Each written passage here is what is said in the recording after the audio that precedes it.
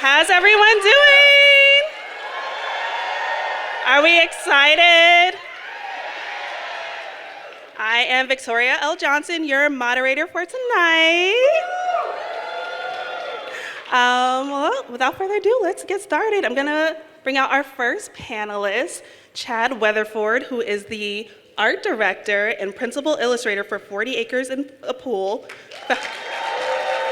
founded by Chuck Lightning. Following his image crafting and world building for Janelle Monae's Metropolis Suite 1, The Chase, and the Archandroid, Suites 2 and 3, he further sharpened his craft in the entertainment industry, working as a concept designer and eventual art director on award-winning film and TV animation projects for an array of companies including Disney, DreamWorks, Netflix, and Weatherford.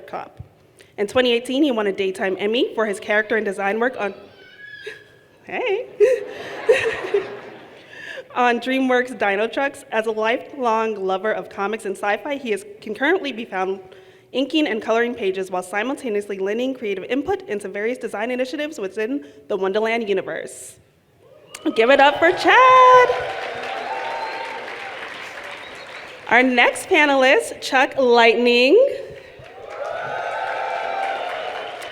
is a co-founder and the chief creative officer of Wonderland and Wonderland Pictures, as well as a co-producer and one of the core architects of Janelle Monae's Afrofuturistic manifestos, Metropolis Suite 1, The Chase, The Archandroid, The Electric Lady, and Dirty Computer. As a filmmaker, he wrote and co-directed Miss Monet's 50-minute epic motion picture, Dirty Computer. He's also currently working on his first short story collection entitled Space Reigns Supreme. And lastly, he founded 40 Acres and a Pool, a micro-production studio with the aims to drive innovation across the verticals of music, publishing, transmedia, gaming, art direction, world building, and design. And, of course, our final panelists. Are you ready to give a big Blerdcon welcome to the Archandroid themselves?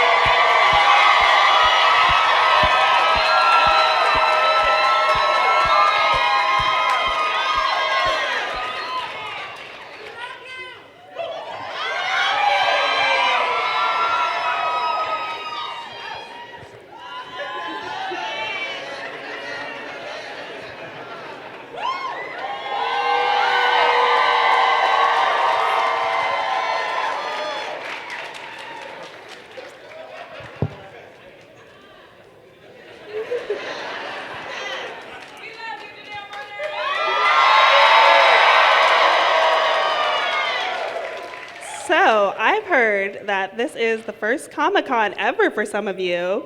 So how does it feel to be at your first Blerdcon? I love this shit. In the bottom of my heart, I feel like I've always been here.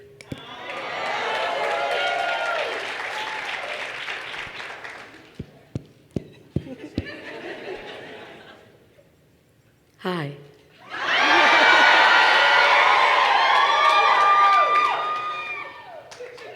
I'm home.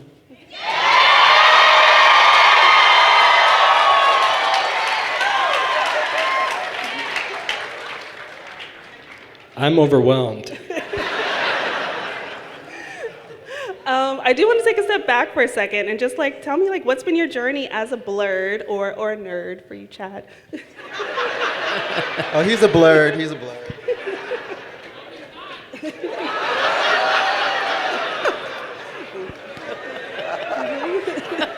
Who's gonna start on this question? Journey as a blurred. It takes me back to the barbershop and being the only person in there with a comic book. And folks looking at me like I was from fucking Mars. I was from Mars, but that wasn't their business, what I read in my daily life. And it's been like that since the very beginning. So I think like being here among y'all, come on now. It's like hanging out with Pedro Bell and Star Child and Sun Ra and saying like, yeah. What George say about Sun Ra? He said, yeah, Sun Ra, yeah, we out to lunch. He sees the same place I eat at, like that. And it feels good to be here.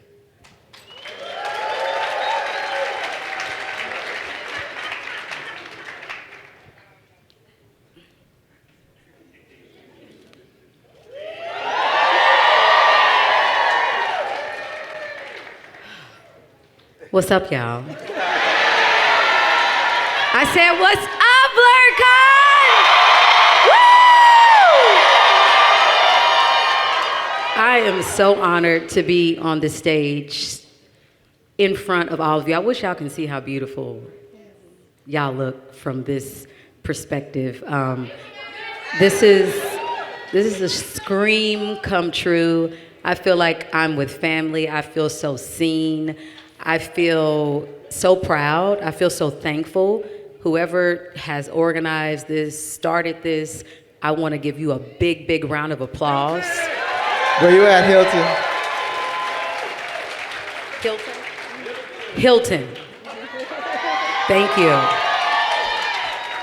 I just remember my earliest memory of being a Blerd, a free-ass motherfucker Blerd. That's right. Growing up in Kansas. I mean, yes, Kansas City. I'm from the future, but I was dropped in Kansas for tax purposes. Yeah, it worked out for my family better that way. But I just remember reading, I used to read Goosebumps a lot. And that was my first sort of love with sci-fi, I learned about photosynthesis. I wrote a short story about aliens speaking to plants. At my grandmother's house, we were, trying to find, my mom was in between homes and we had to stay with my grandmother, and then they came and the aliens took everybody but me, and I was really upset about it. But I remember reading Goosebumps after school all the time and coming up with my own thoughts and dreams about stories, and then I started to write short stories at the Coterie Theater's Young Playwrights Roundtable, and then if it was great enough, the local actors would perform our work. And I just remember my mind always wanting to be in the future or to do things different.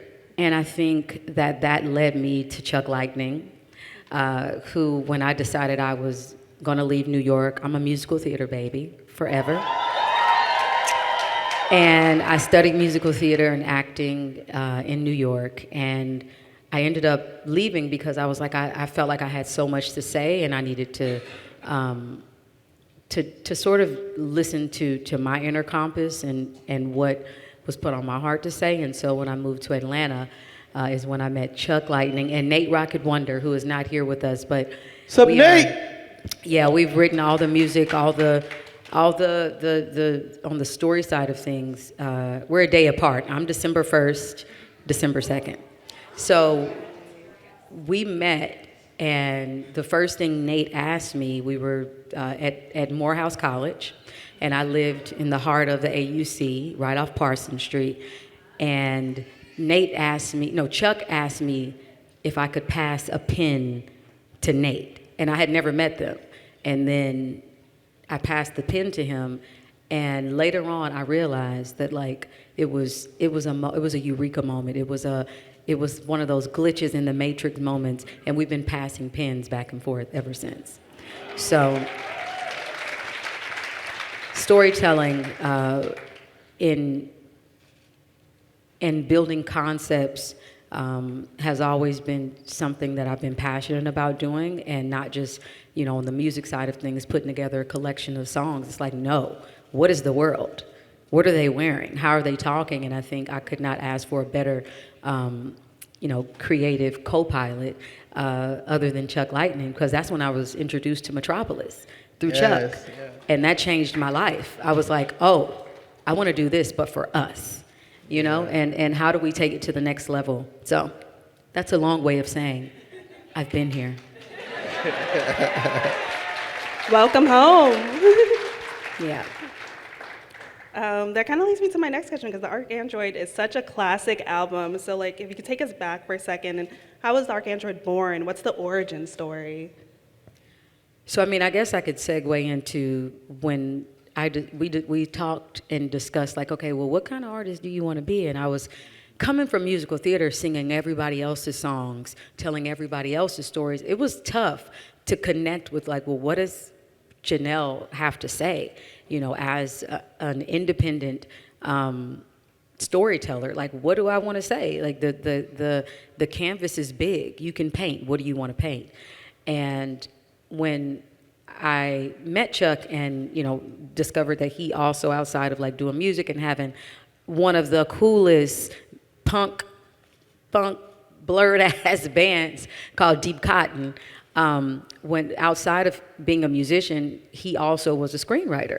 And so a lot of, like, he had already done all the work of being like, okay, you need to know about Octavia Butler, you need to know about Isaac Asimov, you need to know about, like, all of these sci-fi writers. And so once I got into that world and I read, like, Do Androids Dream of Electric Sheep? Like, when I was reading all of this stuff, it opened up my mind and expanded it in such a big way. And then obviously watching The Matrix and, looking at what Sunrise did, and then getting reintroduced. My mom and them always would play Funkadelic, but like getting to understand the philosophy of George Clinton and understanding Afrofuturism on a deeper level, it made me want to create a character that was a uniter. And that was the heart and the bridge to bringing people together. I knew that's what I wanted to do. How we were going to do it was like a collaborative effort. Like we really had to think of, who were good archetypes, and like, okay, well, what do we love about these archetypes, and what didn't we love? And so I think it was a lot of back and forth. You can speak to your perspective, Chuck. One of the big things that you were really excited about when you saw Metropolis was the heart and that whole metaphor. The mind between the hands is the heart. Exactly. That was the thing. And we were really into a movie that John Akomfra did. He's a filmmaker out of the UK. It was called The Last Angel of History. It was really difficult to find. I found out about it online.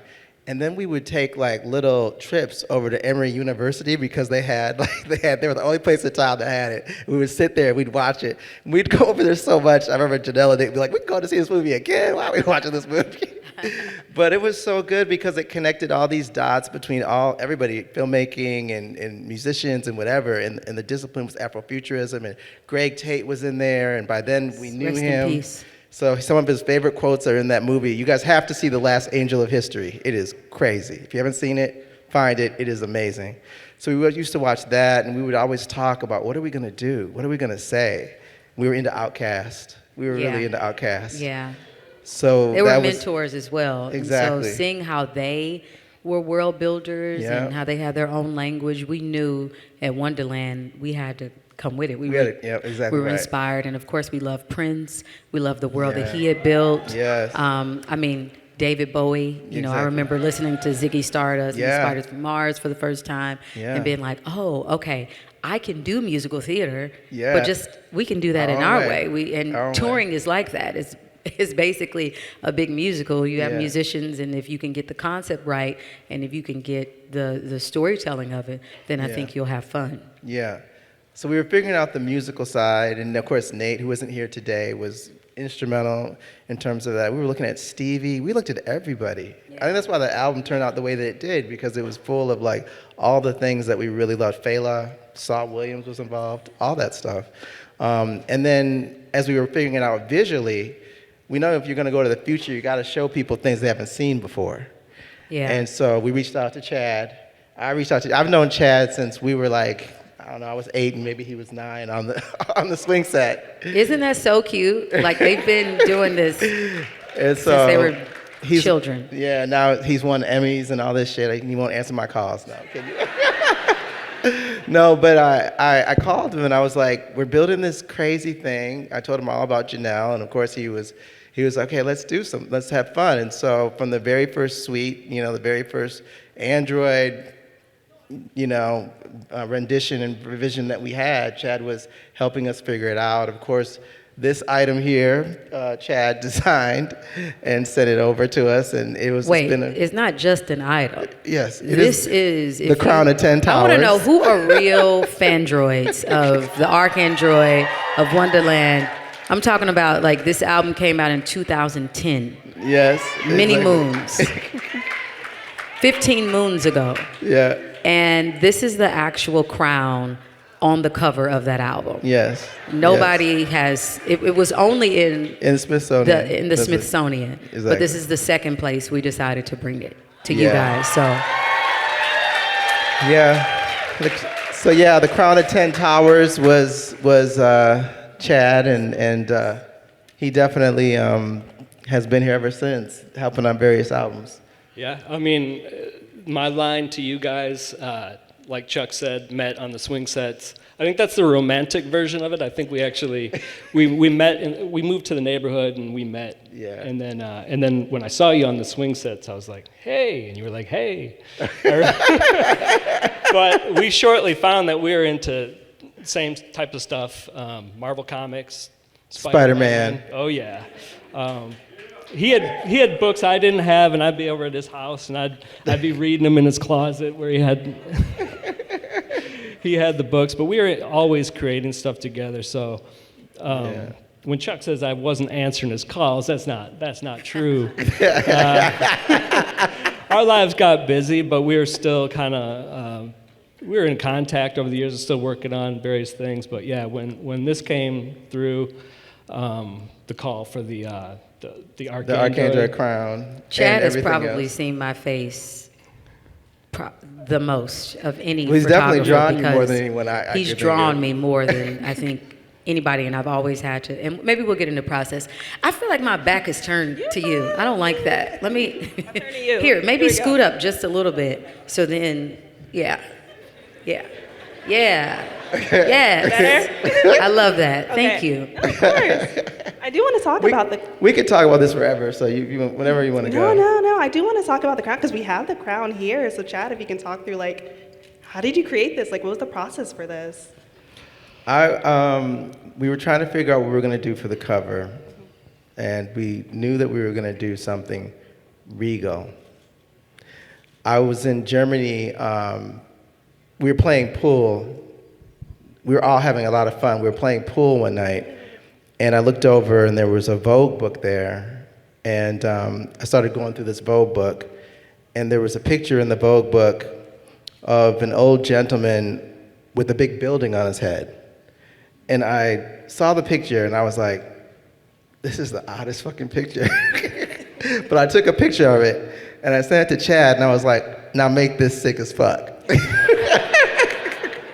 And he did. I did the first sketch while we were talking on the phone, and then sent that over. And actually, the first rendition of The Crown was more or less what ended up getting on the album.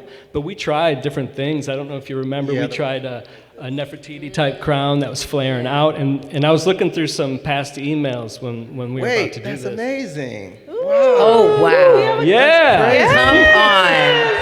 Please. Oh, my God. That is incredible. That's sick as fuck, yo. Oh, my God. Wow. Incredible. Wow. Turn that way so they can see you because you look Hey. magnificent. Hey. What's your name? Wow. Jasmine. Wow. What an honor. Aw. Yes. You look incredible. This is what it's about. Yeah. I'm so excited for this moment. Y'all have no idea for Oh, all my of God. That is people so who have been with amazing. us. Yes. Come on. What? Come on, baby. I love you. Thank you. Yeah.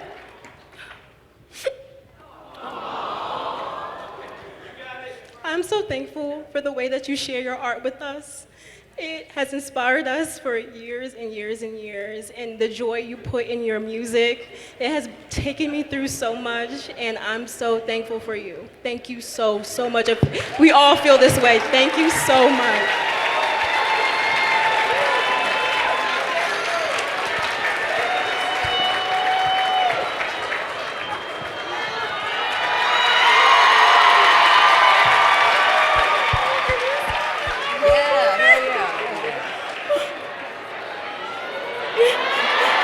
Am I electric lady too?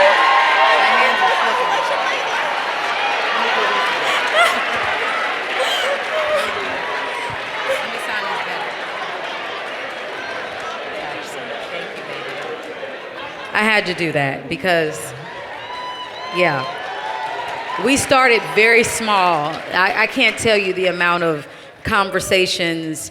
We were independent, and when you do a distribution deal and all those things, when people don't get us, it takes real community to get us.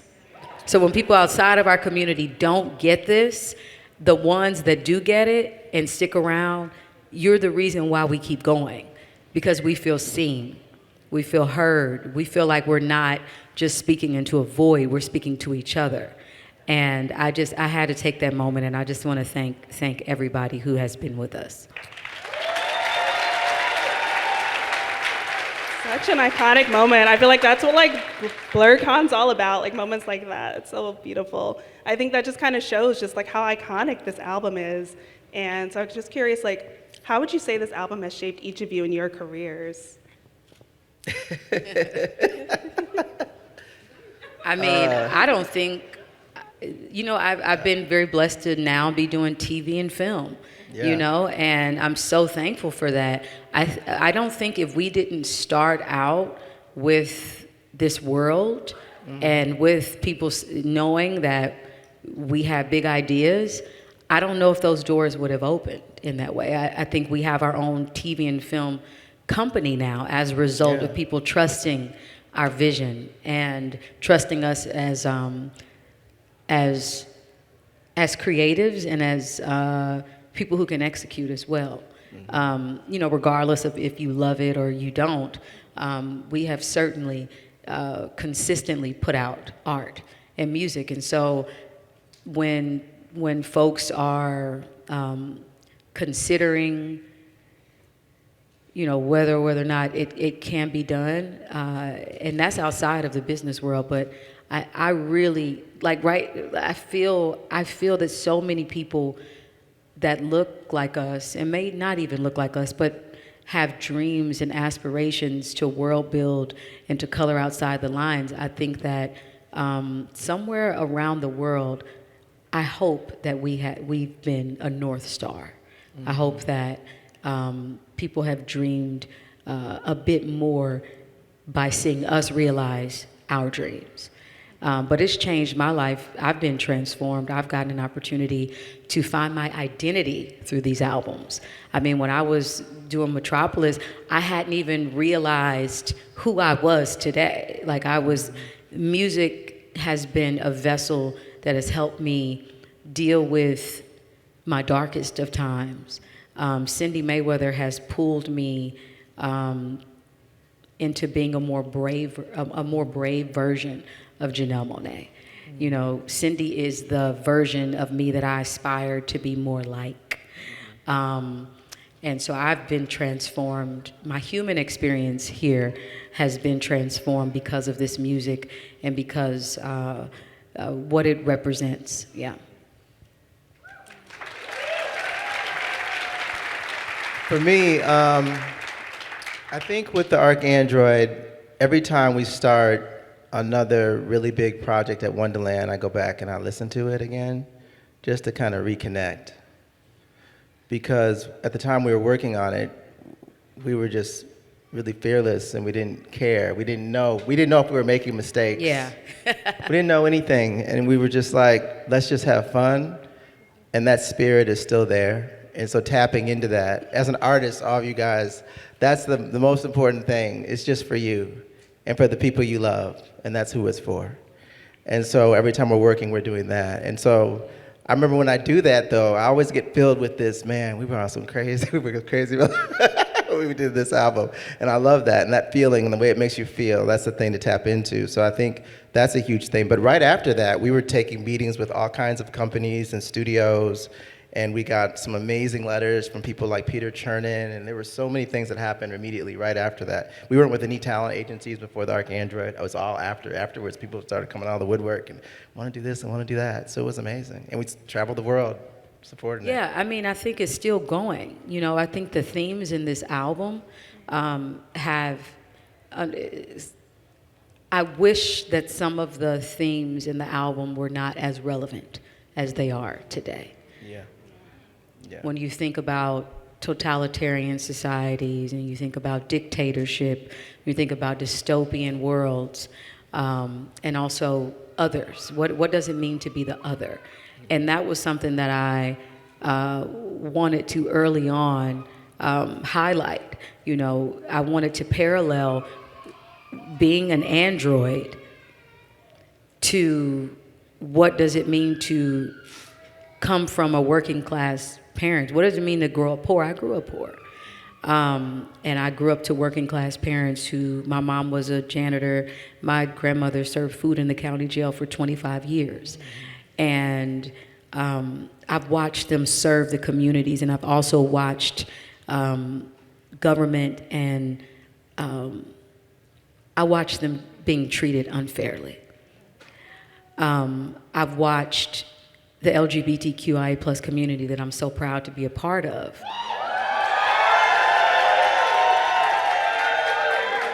be trampled on, and this continues today. You know, I will stand with my trans siblings to the day that I die, and in the afterlife, in the afterworld.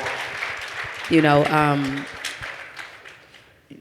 we wanted to really create a safe space for people who have felt like the other.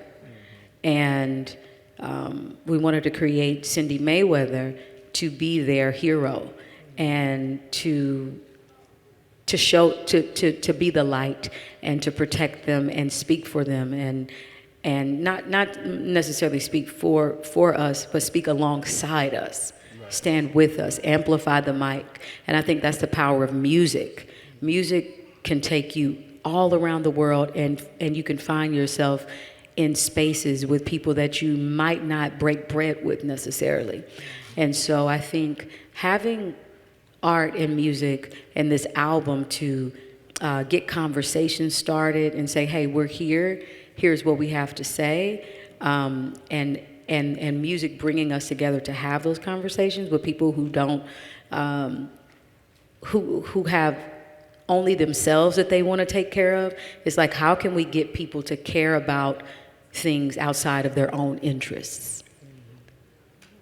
How can we get that to happen? And I think that this album has pushed people to think in that way. At least I would like to hope so. Yeah.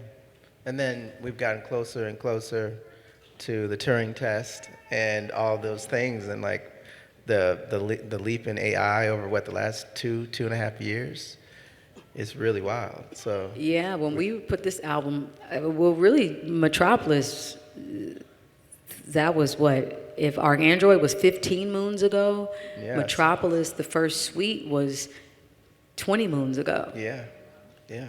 Right? Yeah. And so we were reading Ray Kurzweil, The Singularity is Near. Yeah. And this was, when I say 20 moons ago, in some people's terms, that is 2008. We were reading Ray Kurzweil, and he was talking about the Turing test, and he was saying the Turing test would happen in 2020, like... Yeah, what was the year? Yeah, 2025. 2025, yeah. Was it 2025? Okay. 2025. Well, that's scary. We're here. That's scary. Okay, right? So this is 2008, right? Yeah. So 2025, it's like, okay, this is the Turing test. You won't be able to differentiate an android saying, hi, Janelle, this is your mother, happy birthday, from your actual mother. Yeah. And when that happens. Yeah. I always just think about it from the original Terminator movie when he's in the house and he's like, hello, is so-and-so home? And I'm like, this is the Turing test. This is the moment. This is what drives that thing right there. You can't distinguish if it's your mom or not. And to see that we're here is mind-blowing, Yeah. you know, and technology is constantly moving like at an exponential rate. And even when you think about racial bias when it comes to computers, technology, and all of that, I think that this album tried to highlight what happens, who gets to control this technology, who gets to be in those rooms, advocating and making sure that we are taken care of and accounted for. And it's really mind-blowing to think that we're here. We're actually a little further along than even what is expected. And, you know, we're really going to have to monitor this thing. Yeah, at the center of that conversation, of course, in this day and age, are all the ethical issues around AI. And of course, the album deals with that. Like, how do you love a form of technology that may be more powerful than you? That is what the album is about. And I think we're dealing with that in our daily lives today. Like, what do we do? What do we do when computers and superintelligence can do things that we cannot do as humanity? And we can't police them, they're policing us.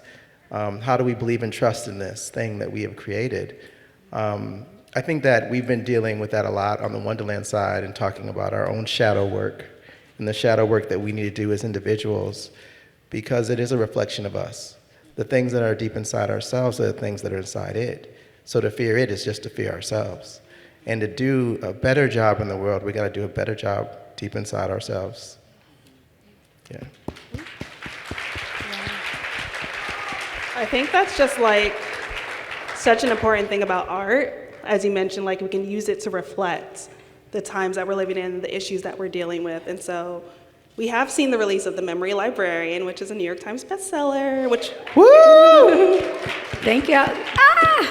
I'll sign that for you. Thank you so much. Ooh, someone in the audience I has love one. it. Which was inspired by The Dirty Computer.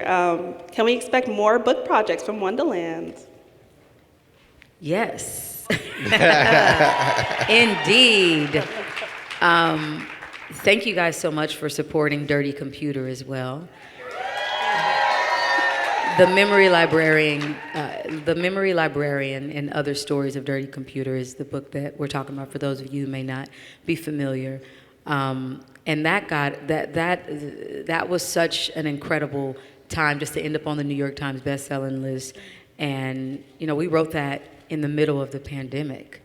And I knew I wanted to say more that I couldn't say on the album, and to be able to collaborate with other, writers on these short stories and have it really like touch people in a way did lead to more opportunities. So I can proudly say that we will have more literary offerings to give you guys.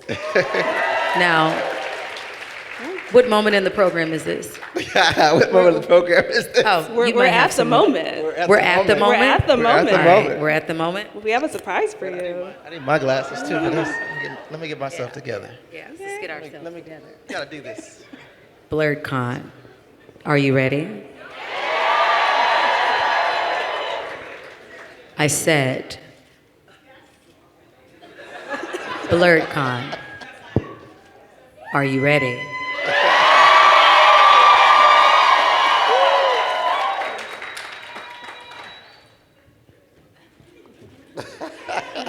I'll ask one more time. Blerdcon, are you ready?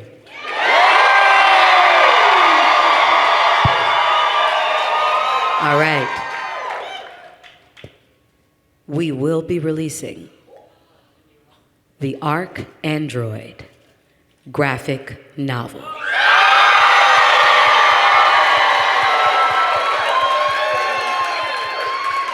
And today, you will receive the first chapter of the Archandroid graphic novel.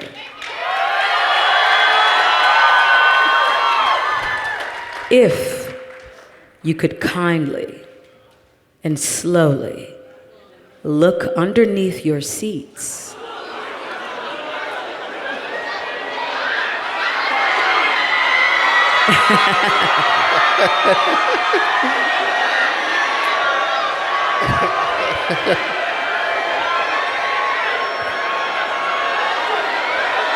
Look underneath your seats.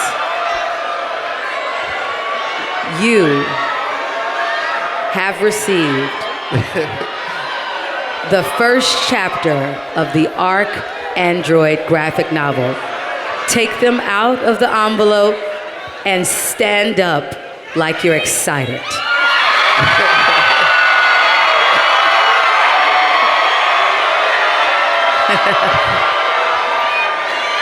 We love you so much. Chuck, Chad, you guys want to come up here? This is the first chapter of the Archandroid graphic novel. All the illustrations done by Chad Weatherford. I thank you so much. Written by Chuck Lightning, starring Janelle Monae as Cindy Mayweather. Some of you may have some signatures. I signed those myself. No AI on that one.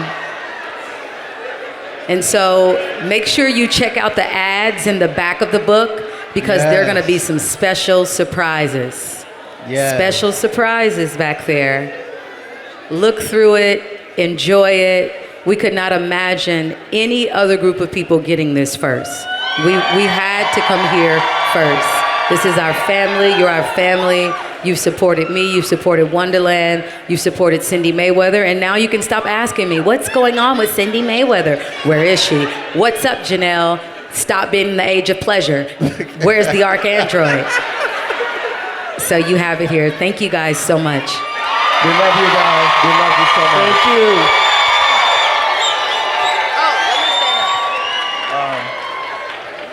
you. Are we signing?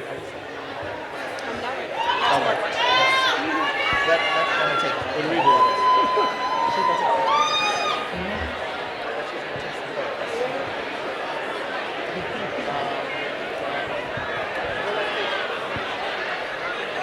Let's take some together. Come on, Kat. The panel isn't over. If everyone wants to kind of get back in your seats, we have some questions that we'll be asking about what we just revealed. So I know everyone's excited.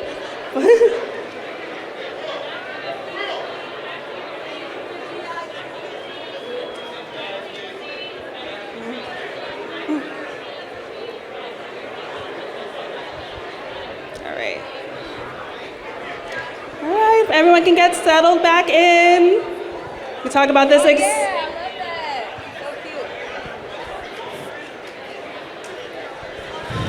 So cute. Okay. Now the fun really begins. How fun was that? So we've known about this story in musical form through the albums, and now we're excitingly getting the graphic novels. Tell us, how did this come about? Oh, Lord. I said, oh, Lord. I mean, this has been the dream always, and I think it's just timing. Yeah. You know, being Yeah. time travelers. You're sent on different missions, and I'm just so happy we've got an opportunity to buckle down and finish. And this is just the first chapter. If you look to the left, you see those circles? Yeah.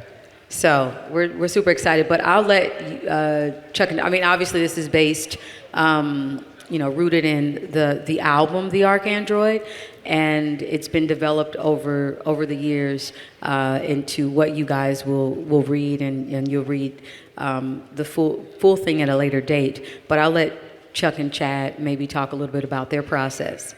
Yeah. From the very beginning, when we started taking meetings with partners that were really excited about the album, The Archandroid, we were like, we want to make a movie. We just want to make the movie. And that was always we were like, the thing. no, we want something with a budget like Dune. Exactly. Or Star Wars. Exactly. And we would come in, this was off the rip. Yeah, that was Sorry, always what it was. You reminded me of, we were like, we would come in sometimes with this crown in the room and we'd be like, listen, we need the budget of Star Wars. We need a budget of Dune. It's very, we have big ideas, and I think also that was just, we had to keep making things for people to. Yeah, that's definitely people what happened, to believe that we were serious. But that was one thing. And the other thing was, we talked a lot with movie studios about the idea of doing a graphic novel, even back then. Michael Linton at Sony, Peter Chernin, Greg Silverman, who was still at Warner Brothers. And over the years, we've had the good fortune of talking to George Lucas about it, talking to, and showing him our lookbook, we were in a deal actually around the time of Dirty Computer with Ridley Scott to turn the Archandroid into a sci-fi Game of Thrones, I would say. And in actuality, at that same time J.J. Abrams was doing Westworld, he and I had a conversation, and he said, you should just do this as a TV show, because right now, look at Game of Thrones. He's like, you guys can get all the money you need there. So of course, yes, as Janelle said, we were always talking about budget. We were like, we need the budget to do this right. And he said, you should talk to everybody and see who can get you the money. So one reason we went to Ridley Scott was because we knew that he had the money, and he also had got the vision. And George Lucas said to us, if he saw the lookbook, and he said, well, I'll say one thing. This is not a TV show. This is a movie. And then he said, but some of the people over at Lucasfilm are working with the guys at Game of Thrones. I'm about to fly out to Europe to go see what they're doing. And he said, so let me tell you something. He said, if you go to Ridley, and Ridley says that he can do this as a TV show, he can do it. He will know how to do it. So we stayed at Scott Free with Ridley Scott and David Zucker and Jordan Sheehan for a little over a year, and then we were looking at joining the Turner block. Turner was putting together a Ridley Scott television block, and Sarah Aubrey was the head of Turner at the time. And then everything started flowing back to the streamers, and Sarah Aubrey joined HBO Max, and when she did that, we decided that we needed to kind of just pause, because we didn't know what the streaming life was going to be like, and we thought we were going to be on regular television, and we thought we were going to be on TNT and really have the budget and be on, regular television. And we're love TNT. Yeah, we love TNT, but we were like, let's figure out what this really is.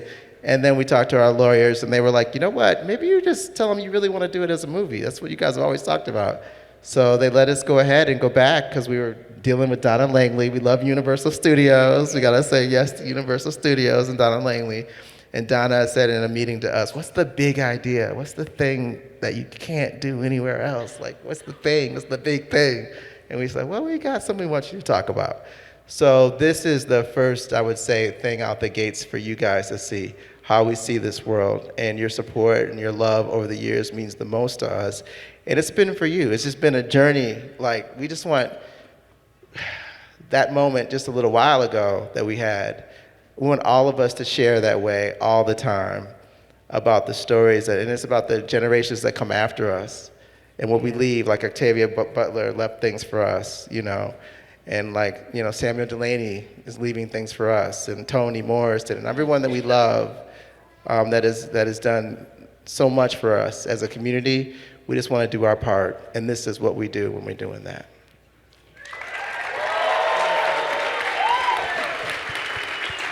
Yeah, it's been a real joy working on this wide scope of vision that you guys have had for this world. I feel like I'm just diving into it every day, just even on the creative floor of it visually. There's always a surprise around every corner, and I'm loving the ride. So. Chad, speaking of technology, I'll say that Chad and I see each other more on Zoom. He's lived in New Zealand, and now he's up in Canada. We see each other probably more now than we ever had, thanks to technology. Yeah, even being in the same city. Yeah. And as I was saying earlier, Chad has drawn me probably the most of any artist. Easily. Yeah. And because he's like, Janelle, I need a photo. I need you to do a photo. Send photos. Send me like 200 different poses of your face, like with Cindy, because we need Cindy going like this, or we need Cindy like really happy, or Cindy really mad, or whirl, and then he'll send something back and it looks spot on, or then like there could be one little thing. I'm like, Chad, I don't think my eyebrow is that tall up in real life. Can you please change it for me, please? So I just want to say thank you, Chad, so much for listening and just being so talented. Yeah, thank you. Hey, thank you for being so gracious with those poses. I mean, you've done it in times where we've just been hanging out and you said, oh, here, I got you. Yeah. Yes. Appreciate it. And as we're saying thank you, I definitely want to thank the members of Wonderland Management that are here. Woohoo! That have been It takes believers. a team. It takes a team indeed. We have Aaron, Kyle, who was a part of our Wonderland books, Wonderland and Books, graphic Kyle novels. Dargan. Kyle, you're here. Mikhail, Moore. Kelly. Kelly's not here. Yeah, and then Nate, obviously. Nate isn't here. And then, of course, Nate isn't here. Right. no, I was love it. like, well, I'm just saying. Unfortunately, Nate isn't here. but yes, all the members of Wonderland Management that have been here. Speaking on Nate, Nate has been, as you guys know, a huge architect on the music side. But as we've been working on the story, Nate has also been a person. We watch so much TV, we watch so much films together, and we have these moments where we're like, okay, have you seen this? Have you seen that? And we got to make sure we do this and we don't do that, you know. And Nate is definitely a guardian and a custodian on that, holding that fire close in his heart. He's, like Janelle said, from the very beginning, we've been passing that pen back and forth. Let's see, we have Tree down here. Tree is one of the people that literally, as we put her on the title page, publishing coordinator, but she's done so much more than that, because when we're going through things and we're wondering what color this little girl's dress should be, or let's talk hairstyles, call Tree. And Tree is that person that's close to our heart, holding that down, making sure that we get all of our black girl magic correct every single day. So we love you for that, Tree. And what else? Yeah, No, I some want more to talk questions. about the ads in the back. I don't know if you guys have had a chance to like look through the back yet, but there's a bunch of like ads and like references to, like DJ Crash Crash. If you're like OG From Electric fans. Lady, if you had that album. DJ Crash narrated the entire Electric Lady album. Really cool stuff. I'm just curious, like, how did these ads come about? Like, we could talk a little bit more about them. Ads. Okay, they're each Easter different. eggs.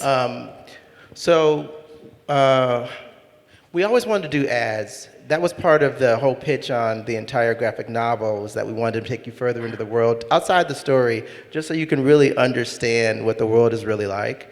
And this was really special. Parts of it I'll let Janelle talk about. I'll talk about the other ads. So the other ads that we did, DJ Crash, some of you have heard Electric Lady. So we had to do that for DJ Crash. He'd been waiting for a little while for us to do this damn book. So we finally had to give him his moment. But then the other ads in there there's two ads that are really about horror movies from the future, and you'll know them when you see them. And then there's another ad about a product called an air engine, because they're busy after the air wars trying to fix the skies. So that's what that ad is about. And then Janelle. Oh yeah, but you went to this.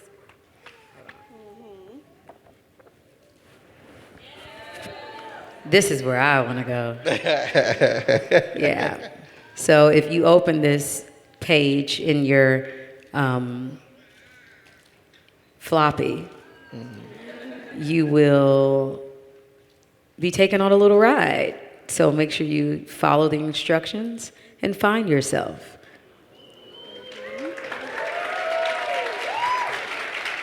And that's all I'll say. Lots of surprises today. Well, I mean, I think we're all very excited about this. I mean, can you share when we can expect the full graphic novel by any chance? Next year. Never. No, I'm just kidding. Not never. Next year, it's just we're unsure which con we'll probably debut it at. So, if you guys, Y'all want us to come back? it's the only reason I say that is because of the time of year. So, Blerdcon can change when it takes place to later in the year. Hey, I'm not saying that's impossible. You better run, There would Chuck. be They're no, gonna get there you. would They're be gonna no, get you. there would be no question, Hilton, if you could just change the timing. But here's what you should do. We're talking about release dates. Yes, we're so talking it over, we and are. just stay in touch with us on socials. You'll see. We'll make sure you guys are the first people to hear it now. Stay in tune. That's all you got to do. And last question. So, what do you think the Archandroid's biggest impact will be in the next 150 years? We won't know. I mean, we'll know somewhere. Yeah, you just. I don't know. I mean, that's a good never, question. You never know until you get there. Yeah, the world's changed so much in just like the last 2 years. That's true. Speaking of 150, it's like, and we're time travelers. Yeah, I mean, my hope is that we would have gotten this shit together. Yeah. You know what Yeah. I mean? Yeah. Like, that is my hope, that we're still not fighting for the same things, Yeah. rights. That's my hope. And I mean, just even being in DC, this is my first time post-election. And if you are if you know anything about me and stories and who I advocate for, I feel like I'm with family. But to make it very clear,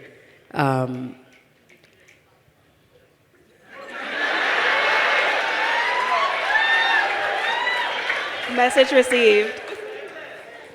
I'm centering us. Yes. And we're centering us, and we are behind closed doors and publicly fighting and advocating to protect Black and brown people all over this world. Yeah. From Gaza to Sudan to Darfur to the continent to Atlanta.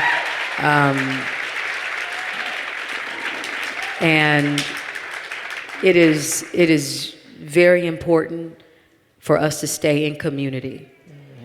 We're going to need us more than ever these days. Yeah. We're going to have to use our homes, our spaces, as safe spaces for so many people who are being targeted. And take your rest, do what you need to do, and continue to fight alongside your fellow siblings who are, again, privately and publicly protesting fascism, privately and publicly protesting dictatorship, homophobia, Islamophobia, transphobia. It can go on and on and on, but marginalized groups are going to have to really stand together and make our voices heard even more louder. Resistance is going to be important. The art that we create is going to be very important. And again, just supporting as much as we can those who may not have as much as you and will need you at times to be their amplification and their voice. So yeah, I just wanted to say that. It's great to be here with you guys, and I want to see joy for us.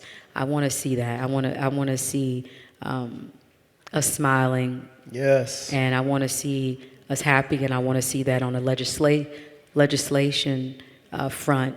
And yeah, I'll say that is where my heart and mind is, and I'm ready to keep fighting. Yeah.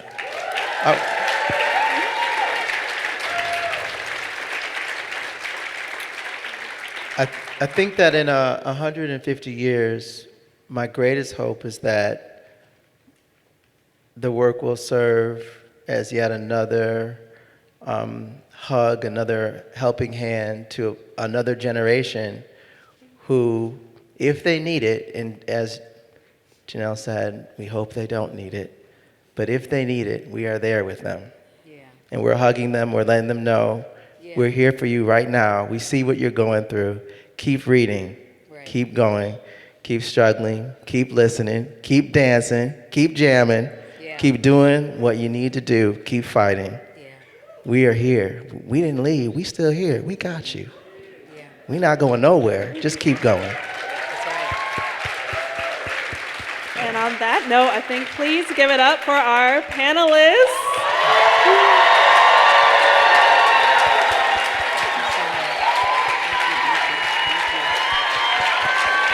Also, if you want to learn more about the graphic novel, Wonderland Books editor Kyle Dargan will be sitting down with Chuck and Chad at 4 o'clock in Tidewater too. Yes, So please check them out. Check them out. There's also a QR code right on your envelope, guys, that'll take you to a page where you can stay tuned on some Archandroid news. Yes, thank you guys so much. It's been an honor, and thank you for sitting with us. Give it up for this incredible being. Thank you. I love all that you do and all you stand for. Thanks for saying yes and moderating and being so gracious and listening. It was All an right, honor. well, we'll see you out in these Blerdcon streets.